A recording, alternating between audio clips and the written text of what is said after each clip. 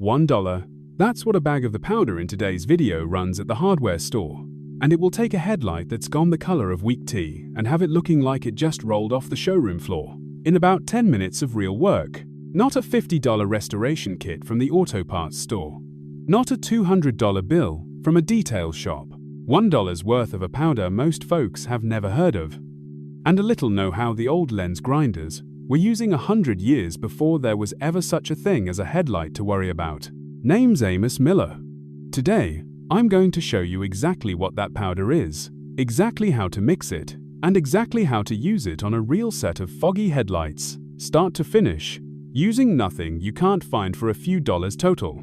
I'm also going to tell you the one thing almost nobody mentions when they show you this trick, the step that decides whether your headlights stay clear for years or fog right back up in a matter of months. Skip it, and you have wasted your afternoon. So stay with me for that part, because it is the part that actually matters. But first, I want to clear up something almost everybody gets backward about a Foggy headlight. Because if you get this part wrong, you can scrub at that lens all weekend, and it will still look like it is wearing a cataract.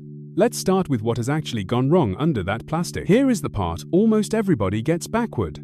A Foggy headlight is not a dirty headlight. You can take a bottle of glass cleaner and a rag to it for a solid hour, and it will still look cloudy when you are done. And that fools people into thinking it just needs a stronger, cleaner, or more elbow grease. It needs neither one. The haze is not sitting on top of the plastic where a rag can reach it. The plastic itself has broken down. Here is why. That lens is not glass, it is clear polycarbonate plastic, and polycarbonate has exactly one enemy: sunlight. Every headlight that leaves the factory gets a thin, clear protective coating baked onto the outside of it. The same idea as the varnish on a porch floor. That coating is what takes the beating from the sun, so the plastic underneath does not have to. And it works. For a while. 3 years, 5 years, sometimes longer if the car sits in a garage. But that coating is not permanent.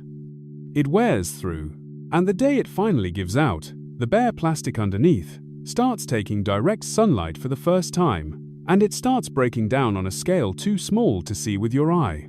A fine, pitted, roughed-up surface instead of a smooth one. Once that surface is pitted, light hits it and scatters in every direction, instead of passing straight through the way it is supposed to.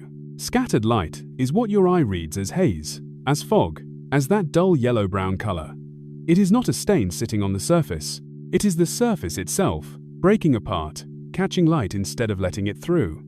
And that matters for more than looks. Safety researchers who study this have found a badly clouded lens can be putting out only a fraction of the light a new one does, which means on a dark road, you are seeing a lot less than you think you are, and it happens so slowly you never noticed the difference. My grandfather never owned a car in his life, and he would not have known a headlight lens from a pie plate, but he taught me this same lesson without ever meaning to. And it is worth telling you, because it is the whole reason I trust this fix. He kept a kerosene lantern hanging by the barn door, and every few months the glass globe on it would go smoky and dull from the flame, until the light barely made it out past the glass at all. Most men in the district just kept a spare globe on the shelf and swapped it when one clouded up bad enough. My grandfather did not. He kept a little tin of rotten stone, a fine grey mineral powder, ground almost as soft as flour, that he had worked into a paste with a few drops of oil. He would rub that paste into the globe in slow little circles with a soft cloth, wipe it clean, and that glass would come back clear enough to read a letter by lamplight again. He used that same tin, that same paste, to buff the scratches out of his shaving mirror, and to bring the shine back to a tarnished belt buckle. I asked him once why a soft powder worked better than just scrubbing harder with a stiff brush, and he said the brush cuts, and the powder polishes, and those are two entirely different things. A brush leaves its own scratches behind even as it takes the old ones off. The right powder is soft enough that it lifts the dead, dulled layer away and leaves the surface smooth underneath instead of scarred. That is exactly the same principle behind the powder we are using on a headlight today. Different powder, same idea, and it is an idea nobody in my grandfather's day would have found the least bit strange. So here is what you actually need, and I want you to see how little of it there is. The powder itself is called cerium oxide. It is a bright white, ultra-fine mineral powder, softer and finer than the flour in your kitchen. And it has been the standard polish for fine glass for more than 100 years, telescope lenses, camera lenses, eyeglasses, mirrors. If it has ever put a shine on a piece of glass in your lifetime, there is a good chance cerium oxide did it. A small bag runs about $1, sometimes $2, at an auto parts store, a jewelry supply shop, or ordered online, and one bag will do a full set of headlights, with plenty left over for the next set. Beyond the powder, here is the whole list. A bowl and a spoon for mixing, a soft, clean cloth, or a foam polishing pad if you have got one, folded so you are pressing evenly instead of digging in with your fingertips, a roll of painter's tape, dish soap and water for the wash, and a can of clear coat made for automotive plastic, which you will need at the very end. More on why in a minute. All told, you are looking at somewhere around $10 total, against a $30 or $40 kit at the auto parts store, or a bill north of $150 to have a shop do this same job. 2 safety notes before we start, and please do not skip these. First, do not stand there breathing the dry powder while you are measuring it into the bowl. It is a fine mineral dust, and no fine dust belongs in your lungs. Wet it down right away and keep it wet. Second, keep it off your skin and away from your eyes while you are working, same as you would with any fine abrasive. Simple precautions, and once that powder is mixed into a paste, there is nothing dangerous about it at all. Alright, let's get our hands on it. Step 1. Wash the lens. Plain dish soap, warm water, and a soft brush or rag, scrubbing the whole lens and drying it fully before you touch it with anything else. Do not skip this step. Road grime and old wax will hide underneath your polish and throw the whole job off, and half the time, a good wash alone knocks out some of the haze you were about to pay a shop to fix. Step 2. Tape it off.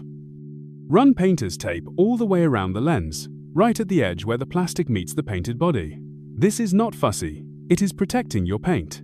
That paste is mild on plastic, but you do not want it worked into your clear coat by accident, and your hand will wander while you are rubbing in circles.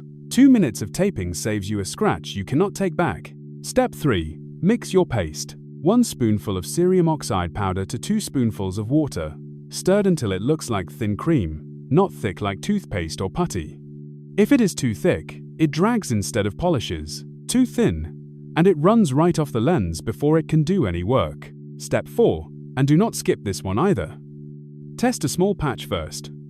Pick a corner near the tape line, and work that one little spot for about 2 minutes before you commit to the whole lens. This tells you 2 things: whether your paste is mixed right, and whether this headlight is the kind of haze that lifts clean, which most are, or something deeper we will talk about later on. 2 minutes now saves you a wasted afternoon. Now, for the polishing itself, and this is where the color change tells you exactly what is happening. Dip your folded cloth into the paste and rub it onto the lens in small, tight circles, firm and steady pressure. Not hard, just steady, the same motion you would use working wax into a car hood.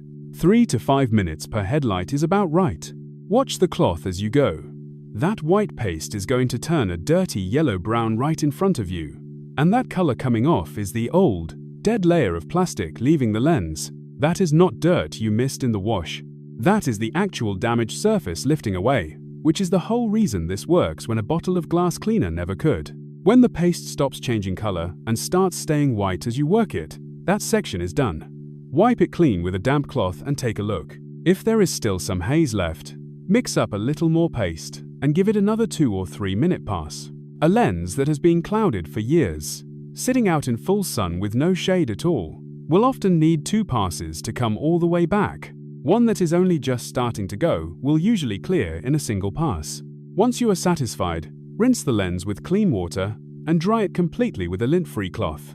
And I mean completely dry, because what you do next needs a clean, dry surface, and it is, without a doubt, the single most important step in this whole process. Here is the step everybody skips, and it is the reason so many people try this fix once, love it for a month, and then swear it did not really work when their headlights fog right back up. You have just polished off the dead layer of plastic, and along with it, whatever was left of that original factory coating.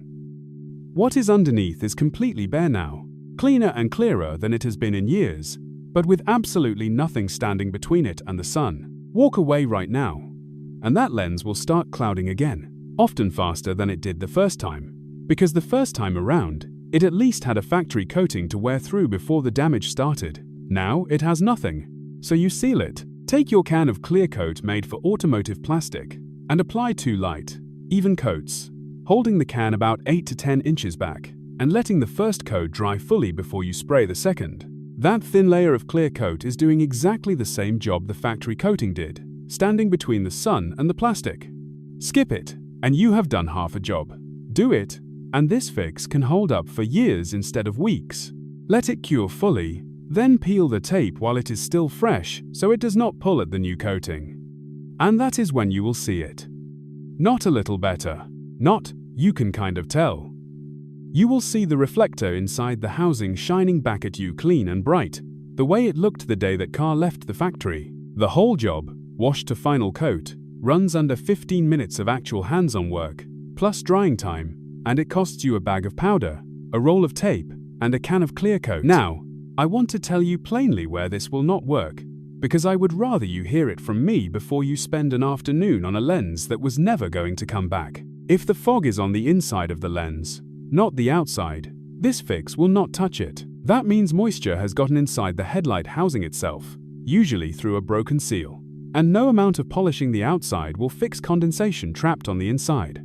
Look closely before you start and figure out which side the haze is actually sitting on. If you look close and see a web of fine cracks running down into the plastic, what folks call crazing, rather than a smooth, even haze, this fix will improve it, but it will not cure it. Polishing takes off a damaged surface layer. It cannot put back plastic that is cracked all the way through. And if the lens has gone brittle enough that it flexes or cracks when you press on it with your thumb, that lens is done. No powder, no sealant, nothing you rub on is going to save plastic that is past that point. Save yourself the afternoon and replace it. For the ordinary case, though, the plain, even, chalky yellow haze that is just years of sun damage on an otherwise sound lens, which is the overwhelming majority of what you will run into, this fix works, and it works well. I would not be showing it to you otherwise. The trick is knowing which kind of foggy you are actually looking at before you start. And now you do. So why does not anybody mention $1's worth of powder? It is not some conspiracy, and I will not pretend it is. A body shop that quotes you $150 to restore a pair of headlights has payroll to make. A kit on the shelf at the auto parts store that runs $30 or $40 has a manufacturer, a distributor, and a store all needing their cut. Nobody in that chain makes a living telling you about $1 bag of polish and 20 minutes of your own labor, so nobody has much reason to bring it up. It is not hidden from you. It is just not profitable to anybody but you. And those two things can look exactly the same from where you are standing. Here is one more thing worth doing while you have got that can of clear coat out. Once a year, walk around the car and give both headlights a fresh, light coat, the same 2 thin passes as before, right over the top of the sealant that is already there, so long as it is still smooth and has not started to haze. That coating is what is actually protecting the plastic, the same as a coat of paint protects a fence, and keeping it topped off is a 5-minute job that can mean you never have to break out the polishing powder again. My grandfather kept after his lantern globe and his shaving mirror the same way, a little maintenance now instead of a bigger job later. That is the whole trick, really, staying ahead of it instead of waiting for it to go bad. So here is the whole of it, plain and simple. Wash the lens. Tape around the edge. Mix 1 spoonful of cerium oxide powder to 2 spoonfuls of water into a thin paste. Test a small patch first. Polish in small circles for 3 to 5 minutes, watching that paste turn from white to yellow-brown as the old dead plastic lifts away. Rinse. Dry completely, and seal it with 2 thin coats of clear coat made for automotive plastic. Skip that last step, and you have wasted your afternoon. Do the whole thing right, and a bag of powder that costs about $1 gets you headlights that look like they rolled off the lot yesterday, for a fraction of what a shop would charge you. It works on a chalky, sun-damaged lens, which is nearly every foggy headlight you will come across. It will not fix a cracked housing, moisture trapped on the inside, or plastic that has gone brittle. And now you know how to tell the difference before you start. If this saved you a trip to the auto parts store, or a bill from a detail shop, do me a favor and give the video a like and pass it along to somebody who has been squinting through a pair of foggy headlights every night without doing a thing about it. There is a lot the old-timers knew about taking care of what you have got, instead of replacing it, and I aim to keep sharing it with you. Name's Amos Miller, and I will see you in the next one.